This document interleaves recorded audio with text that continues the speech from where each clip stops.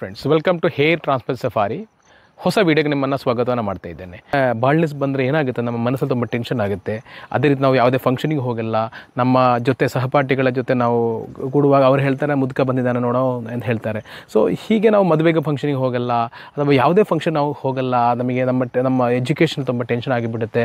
So ಹಾಗೆ ಬಂದವರು ತುಂಬ ಜನ ಇದ್ದಾರೆ. ಯಾವುದೇ ಕಾರಣಕ್ಕೆ ಟೆನ್ಷನ್ ಮಾಡಬಾರ್ದು. ಯಾಕೆಂದರೆ ಇವಾಗ ಟ್ರಾನ್ಸ್ಪ್ಲಾಂಟ್ ಅನ್ನುವಂಥ ಒಂದು ಆಪ್ಷನ್ ಇದೆ. ಬಾಲ್ನೆಸ್ ಬಂದರೆ ಅದಕ್ಕೆ ಟ್ರಾನ್ಸ್ಪ್ಲಾಂಟ್ ಆಪ್ಷನ್ ಇದೆ. ಸೊ ಯಾವಾಗಲೂ ಟ್ರಾನ್ಸ್ಪ್ಲಾಂಟ್ ಮಾಡುವಾಗ ಕರೆಕ್ಟಾದ ರೀತಿಯಲ್ಲಿ ನಮ್ಮ ಗ್ರಾಫ್ಟನ್ನು ಯೂಸ್ ಮಾಡಿಕೊಳ್ಬೇಕು. ಗ್ರಾಫ್ಟ್ ನಮಗೆ ಹೊಸ್ತು ಉಂಟಾಗ್ತಾ ಇಲ್ಲ, ಯಾಕೆಂದರೆ ನಮ್ಮ ರಿಸೋರ್ಸ್ ಲಿಮಿಟೆಡ್. ಹೊಸ ಗ್ರಾಫ್ಟ್ ಉಂಟಾಗ್ತಿಲ್ಲ. ಸೊ ಅದನ್ನು ತುಂಬ ಯೂಸ್ ಮಾಡ್ಕೊಳ್ಬೇಕು. ಹೊಸ ವೀಡಿಯೋಗೆ ಎಲ್ಲರನ್ನ ಸ್ವಾಗತವನ್ನು ಮಾಡ್ತಾ ಇದ್ದೇನೆ. Hair transplant safari. ನನ್ನ ಹೆಸರು ಸತ್ಯನಾರಾಯಣ ಅಂತೇಳಿ, ಊರು ಕಾಸರಗೋಡು, ಕೇರಳದ ಕಾಸರಗೋಡು. ಸಣ್ಣ ಪ್ರಾಬ್ಲಮ್ ಇರುತ್ತೆ ಕನ್ನಡದಲ್ಲಿ. ನಾನು ಸರ್ಜರಿ ಮಾಡ್ಕೊಂಡಿದ್ದೆ. ನಾನು ಹೇರ್ ಟ್ರಾನ್ಸ್ಪ್ಲಾಂಟ್ ಮಾಡ್ಕೊಂಡು ಇವಾಗ ಅರೌಂಡ್ 6 years ಆಗ್ತಾ ಬಂತು. ಅಕ್ಟೋಬರ್ ಆಗುವಾಗ 6 ವರ್ಷ ಆಗುತ್ತೆ. ನನ್ನ ಪ್ರೀವಿಯಸ್ ಫೋಟೋ ಜಸ್ಟ್ ತೋರಿಸ್ತಾ ಇದೆ ನೋಡಿ. ಈ ಥರ ನನ್ನ ತಲೆ ಇತ್ತು. ಇವಾಗ ನನ್ನ ಕೂದಲು ಕಂಪ್ಲೀಟ್ ಟ್ರಾನ್ಸ್ಪ್ಲಾಂಟ್ ಕೂದಲು ನೋಡಿ. This my present condition. ನಾನು ಟ್ರಾನ್ಸ್ಪ್ಲಾಂಟ್ ಮಾಡ್ಕೊಂಡು ಫಸ್ಟಿಗೆ ಪುಣೆಯಲ್ಲಿ, ಆಮೇಲೆ ಸೇಮ್ ಕ್ಲಿನಿಕ್ ಕೊಚ್ಚಿನಲ್ಲಿ ಓಪನ್ ಆಯಿತು. ಸೊ ನಾನು ಸೆಕೆಂಡ್ ಸಿಟ್ಟಿಂಗ್ ಕೊಚ್ಚಿನಲ್ಲಿ ಮಾಡಿಕೊಂಡೆ. ಆಮೇಲೆ ಕ್ಲಿನಿಕ್ ಇವಾಗ ಬೆಂಗಳೂರಲ್ಲಿ ಓಪನ್ ಆಗಿದೆ. ಬೆಂಗಳೂರು ಓಪನ್ ಆಗಿ ಐ ಥಿಂಕ್ 3 ವರ್ಷ ಆಗ್ತಾ ಬಂದು ಕ್ಲಿನಿಕ್ ಬೆಂಗಳೂರು 2 ಸೆಂಟರ್ ಇದೆ. So welcome to 2 days video. ನೋಡಿ, ನಾನು ಇವತ್ತೊಂದು ರಿಸಲ್ಟ್ಸ್ ವೀಡಿಯೋ ಶೇರ್ ಮಾಡ್ತಾ ಇದ್ದೇನೆ. ಇವರ ಬಿಫೋರ್ ಫೋಟೋ ನಾನು ತೋರಿಸ್ತೇನೆ. ನನ್ನ ತಲೆ ಥರಾನೇ ಇದೆ. ಡೋನರ್ ಸ್ವಲ್ಪ ನನಗಿಂತ ಚೆನ್ನಾಗಿದೆ ಅಂತ ಹೇಳ್ಬೋದು.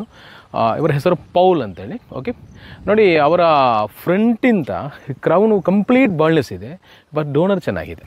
ಏನು ಮಾಡಿದೆ ಅವರಿಗೆ ಫ್ರಂಟ್ ಏರಿಯಾ ಫುಲ್ ಫಿಕ್ಸ್ ಮಾಡಿದರೆ, ಕ್ರೌನ್ ಏರಿಯಾ ಫಿಕ್ಸ್ ಮಾಡಿದೆ. ಆ ಗ್ರಾಫ್ಟ್ ಹಾಕಿದ ಫೋಟೋಸ್ ನೋಡಿ. ಇಂಥ ಕೇಸ್ ಮಾಡುವಾಗ ಏನು ಮಾಡ್ಬೇಕಂದ್ರೆ, ಯಾವಾಗ ಸ್ವಲ್ಪ ಹೇರ್ಲೈನನ್ನು ಹೈಯರ್ ಹೇರ್ಲೈನ್ ಕೊಡಬೇಕಾಗಿ ಬರುತ್ತೆ. ಯಾಕಂದರೆ ಇವರಿಗೆ ತುಂಬ ಏರಿಯಾ ಕವರ್ ಮಾಡೋಕ್ಕಿದೆ, ಡೋನರ್ ಲಿಮಿಟೆಡ್ ಇದೆ. ಸೊ ತುಂಬ ಕೆಳಗಡೆ ಹೇರ್ಲೈನ್ ಇಳಿಸಿಬಿಟ್ರೆ ಏನಾಗುತ್ತೆ ಅಂದರೆ ಬ್ಯಾಕ್ ಸೈಡ್ ಕವರೇಜ್ ಬರೋದಿಲ್ಲ. ಸೊ ತುಂಬ ಥಿಂಕ್ ಮಾಡಿಕೊಳ್ಳುವಂಥ ಕೇಸ್. ಒಂದು ಸರ್ಜರಿ ಮಾಡಿಕೊಂಡು ಅರೌಂಡು 10 days-ಇಂದ 4 ತಿಂಗಳವರೆಗೆ ಶೆಡ್ಡಿಂಗ್ ಫೇಸ್ ಅಂತ ಹೇಳ್ತಾರೆ. ಶೆಡ್ಡಿಂಗ್ ಫೇಸ್ ಅಂದರೆ ಇಟ್ಟ ಕೂದಲು ಉದುರು ಹೋಗುತ್ತೆ.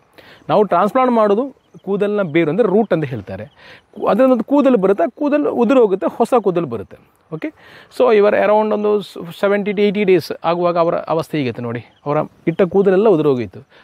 ಹಳೆ ಸ್ಟೇಜೇ ಆದರು. ಸೊ ಎಲ್ಲರಿಗೂ ತುಂಬ ಟೆನ್ಷನ್ ಆಗುತ್ತೆ, ಕೂದಲು ಬರ್ಬೋದಾ. ಯಾವುದೇ ಕಾರಣಕ್ಕೂ ನಾವು ಒಳ್ಳೆ ಕ್ಲಿನಿಕಲ್ಲಿ ಸರ್ಜರಿ ಮಾಡಿಕೊಂಡ್ರೆ ಖಂಡಿತ ಕೂದಲು ಬಂದೇ ಬರುತ್ತೆ. ಸೊ 4ನೇ ತಿಂಗಳು ಕಳೆದ ಮೇಲೆ ಕೂದಲು ಬರಲಿಕ್ಕೆ ಸ್ಟಾರ್ಟ್ ಆಯಿತು. 2022 ಸರ್ಜರಿ ಮಾಡ್ಕೊಂಡಿದ್ದಾರೆ. ಇವಾಗ 2025 ಅಂದರೆ 3 ವರ್ಷ ಆಯಿತು ಇವಾಗ ಸರ್ಜರಿ ಮಾಡಿ. ಇವಾಗಿನ ಲುಕ್ ನೋಡಿ.